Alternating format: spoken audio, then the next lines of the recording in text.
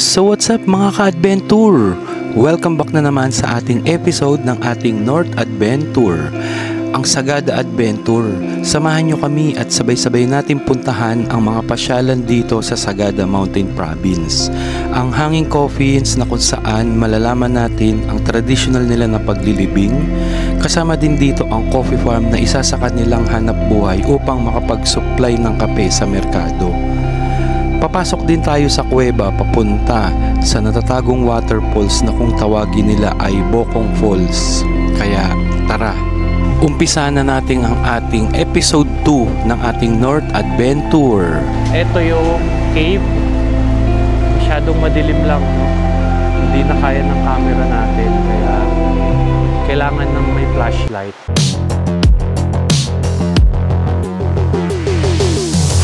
So ayan mga ka-adventure, tuloy ang ating gala dito sa Sagada, no?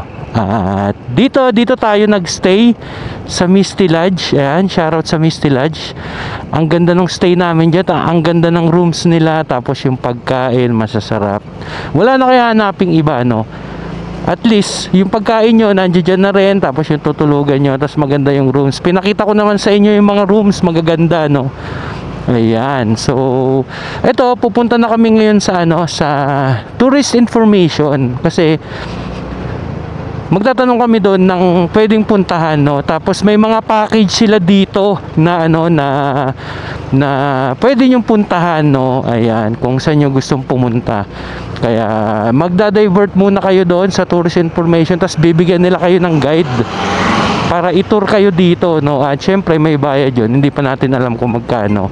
So pupunta tayo sa bayan, sa pinaka-sentro, at nandoon yung yung tour guide nila, no? Yung tourist information. Ayan, masarap dito, 3 days kayo, no? Kasi yung overnight parang bitin, tapos yung whole day magtutur kayo, tapos pahinga, tapos kinabukasan uuwi na kayo, di ba? Katulad nito, may mga rock formation village. Ayan, paunahin ko si Utol, no? Ayan, para maganda yung yung kuha. Hay! Actually, masarap maggala-gala dito, no? Kahit nakamotor ka lang, maggala-gala ka, tapos camping ka. So, nandito na tayo sa Sagada Town Hall. Tapos dito tayo maghahanap ng tour guide para mag-guide sa atin doon papunta sa pupuntahan natin, kung saan man tayo pupunta, no? Ayan, so dito tayo sa tours and booking. Sige. Hello po ma'am. Magtatanong lang po, pag sa tour package, paano yung yung setup doon? Ilan po kayo? 2 lang. Hindi pa naka-register? Hindi pa Actually, nagmotor kami papunta rito, tapos may chinek-inan lang kami, tapos maghahanap sana kami ng pwedeng puntahan dito. Ilan po yung mga sites natin, sir? Na pwedeng puntahan? Okay. Yes po. Choices na naman, pero yung pinakamalapit dito sa town, Hanging Coffins po. 1 hour balikan lang po yun. Hanging Coffins, 1 hour balikan. Ito po yun, no? Yung Hanging Coffins. Ito pong Bumudok Falls. Malayo po ba yan? Parang half day tour po siya. Ano po? Parang half day tour. Half day. Okay. So ito lang talaga yung pinakamalapit, no? Ay, ito yung Hanging Coffins. Hanging Coffins na. Pero kung paitukan mo, lahat po yung nasa picture. Ito po. Yes. Mapupuntahan mo siya pag ito yung kinuha mong package. Yes po. Tapos mga 1 hour lang balikan. Kung yan po, yung package na po yan, mga 2 hours. Okay, pwede. 2 hours and 30 minutes, balikan na po yun. 2 hours and 30 minutes. Pwede. Magkano naman po pag ganito? Yung guide fee po dyan is 1,200 po. 1,200. Guide fee, tapos may entrance fee, mga ganun 10 pa. pesos. At 10 pesos lang. Per head po yun, no? Yung 1,000 sa guide. Hindi. Minsan yung dalawa po. 1,000 na. Okay. Wow, napakasulit, no? Sige. Kausapin ko yung kasama ko para So 2 hours balikan, no? Itong Hanging Coffins and Paitukan Walk. Okay. So ayan, pwede tayo 1 hour Paitukan Walk.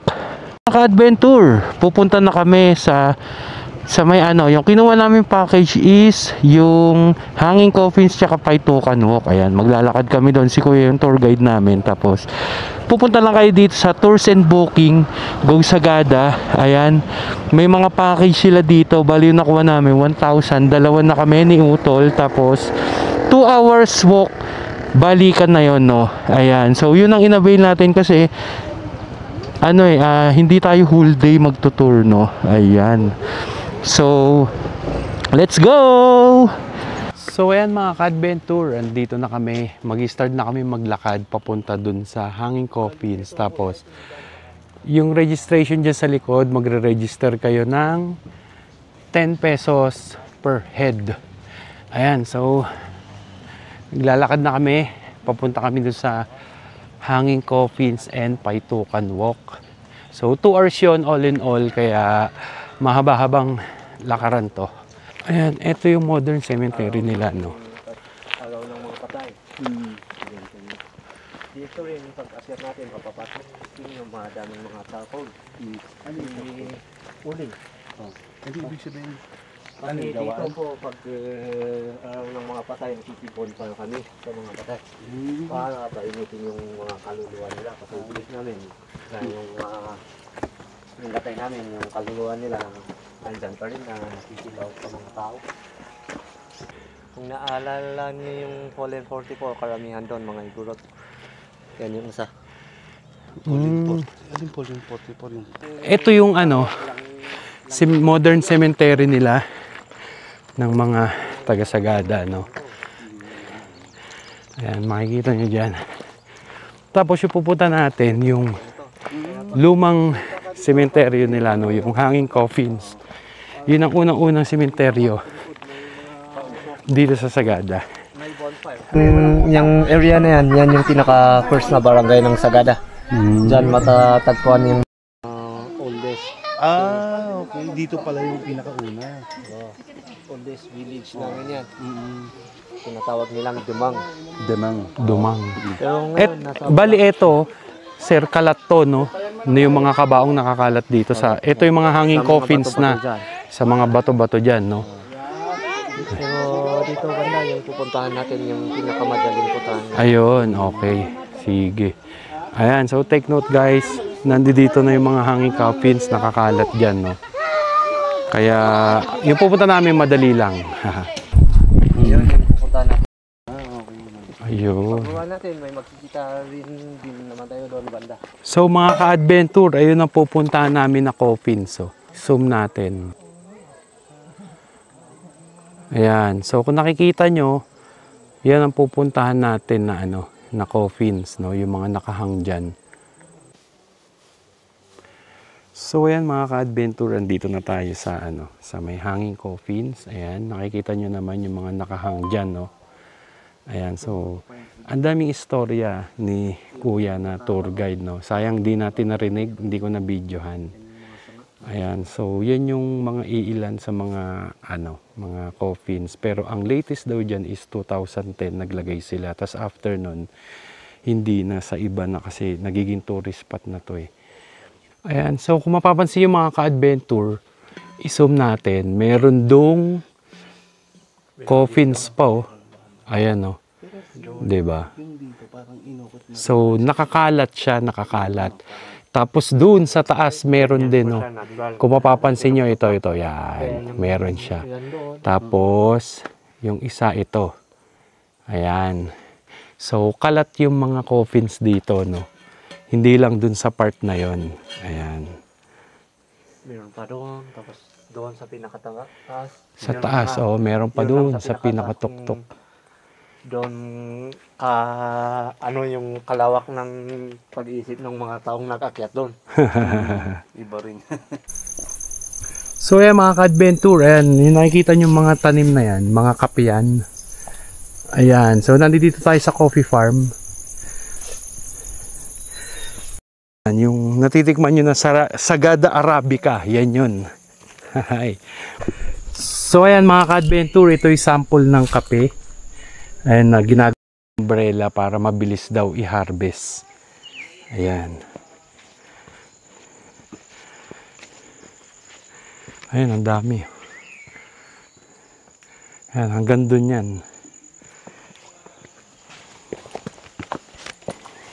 Ayan o. Welcome, Eco Valley Coffee Farm. Arabica Organic Coffee. Diba? So baka may mabili tayo ditong kape, no? Ayan o, nag-umbrella. Para mabilis nilang harvestin. Dami o.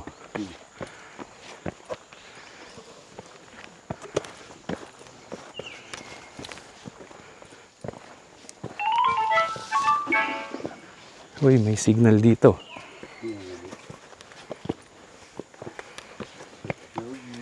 Yan. Ito man tumaasa ano kuya?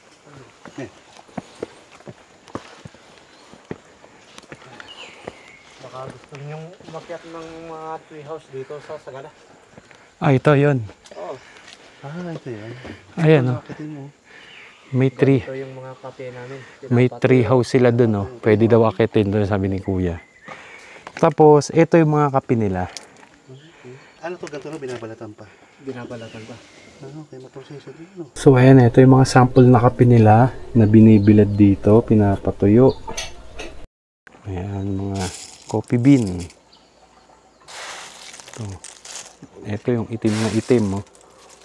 Mga kaluluto nito, mainit-init pa. Ito yung rice granary nila, mga ka-adventure. Dito nila iniimbak yung mga palay.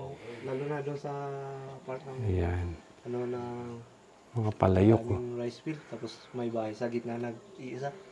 So ayan mga ka-adventure, dito kami ngayon sa Eco Valley Farm Cafe. So meron silang store dito. No? Tapos kung makikita nyo itong mga lamesa na to, mga good wood yan, no? Na mga matatagal na. Tapos ganito yung setup ng mga sinaunang bahay or mga dito sa Sagada. Ito guys, merong challenge, pull-up challenge for free coffee. 15 pull-ups with proper movement. Ayan. So, 15 pull-ups, may libre kayong kape, no? Ang gandang espada nito. Ayan, no? May magandang espada, pang digmaan, no? Ayan. So, ito yung mga in-offer nilang food. Coffee. May snacks din. Ayan. So, nagkape muna kami dito. Stopover. Para matikman namin yung authentic na kape. Alright. So, ito na yung coffee namin, guys. Oh. 150 pesos. Ang laki. Ang bango ng amoy. Ayan. With cinnamon powder. Kakape muna kami. Tapos, punta na kami sa next destination. Alright. See you.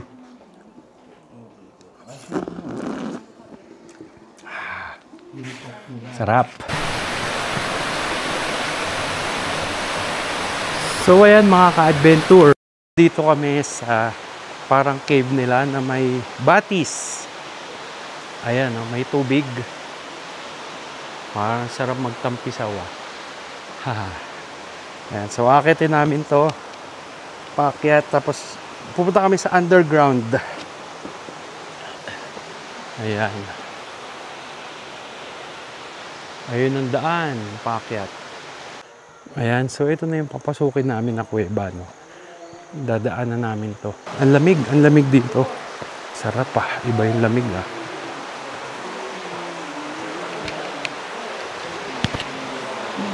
Ayan, so ito yun. Hindi ko alam kung saan kami tatagos dyan. Ayan, kita nyo naman.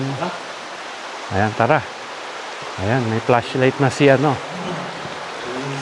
Kuya Guide. Mukhang hindi mo pinapatay aircon mo dito, ah. Ang lamig, ah. Libre. Ayan, so madilim lang. Kasi syempre, cave nga.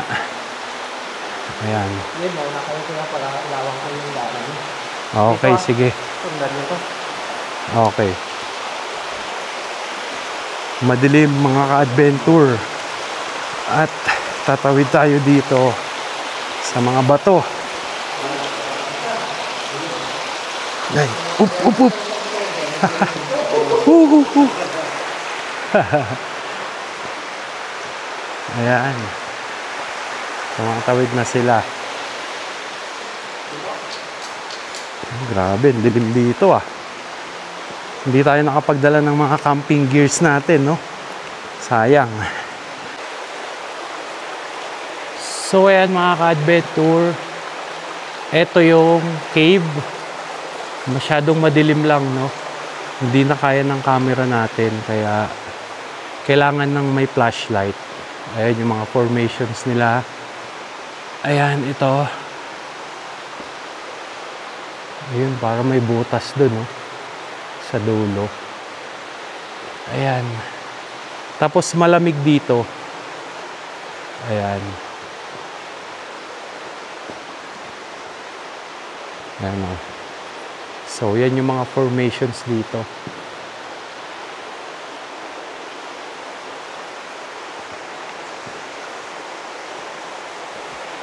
Ayan, doon kami galing.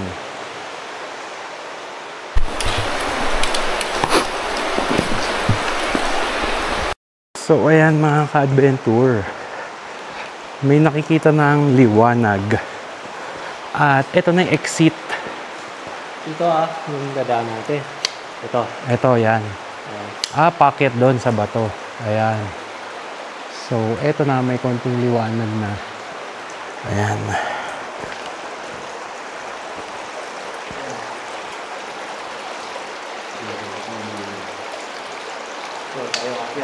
Dito. Okay, sige. Ayan, so umakit na tayo ngayon palabas. Kuweba. Yan.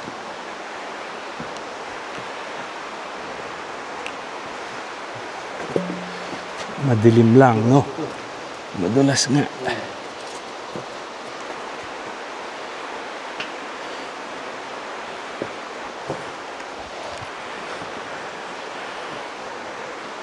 Ayun na. Nakikita ko na ang liwanag. Yun. Ayan, sana nakikita nyo. Ayun na, may liwanag na ang ating buhay. Ayan, so ito yung cave na palabas, mga ka-adventure. Ayan, kung makikita nyo dyan. Ang ganda ng entrada na ito. Ayan, oh. Ayan, so ito yung cave na exit, no? Dito kami nag-exit. Hindi na kami babalik doon dahil iba na yung dadaanan namin pa uwi. Ayan.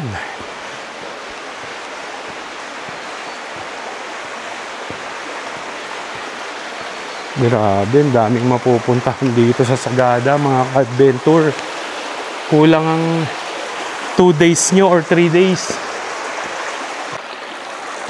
So ayan mga ka-adventure, eto river crossing na kami papunta dun sa may falls. Ayan.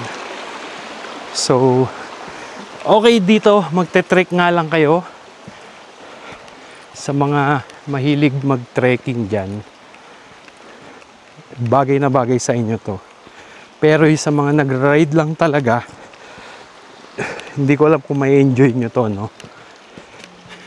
Kung ang hanap nyo yung ride lang, tapos pasyal. Ayan, so may batis kang dadaanan dito. Actually, pwede rin maligo dito kaso mababaw. Ayan. So, napakalilim dito. Ayan, makita nyo naman yung dinadaanan namin. Ayan.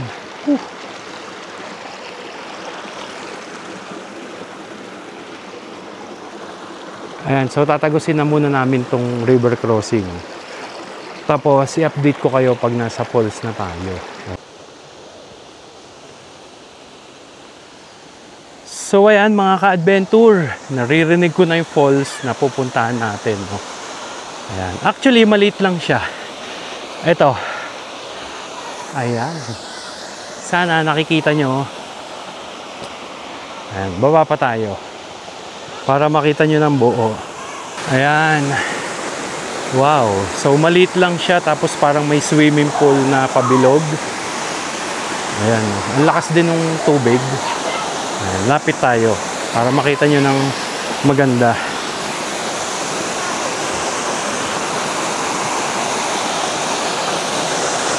Ayan. So, nandito na tayo sa Bokong Falls, mga ka-adventure. Ayan, oh. Ayan, ang dami naliligo.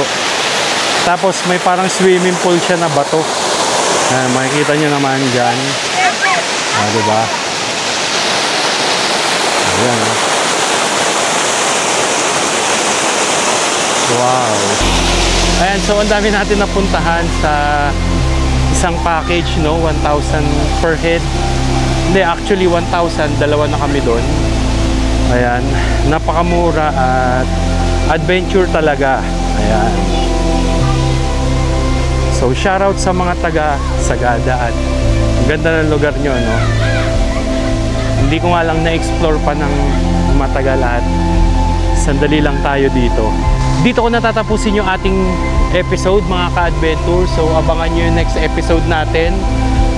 Banawe going to Batad. Yan. So may pupuntahan din tayong Banawe Rice Terraces doon at Batad Rice Terraces, yung community doon. So stay tuned kayo at samahan nyo ako sa next episode natin doon sa Batad, Ifugao. So hanggang dito na lang, mga ka-adventure. Ride safe always and alright! Wow, ang sarap ng hangin, ang lamig.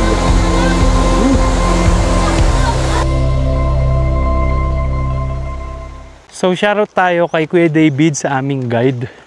Ito siya, oh. Kaway ka naman dyan, Kuya David. Ayan. So siya yung nag-guide sa amin. Actually, hindi kami na boring, no? Kasi yung mga historical na nangyari dito sa Sagada, kinikwento niya, kaya hindi kayo maboboring. Ayan, so kung may questions lang kayo dun sa pinuntahan natin na information, punta lang kayo dun. Tapos bibigyan nila kayo ng tour guide. Baka malay nyo sa makuha nyong guide, di ba? Ayan. So punta lang kayo dun at tanong kayo dun.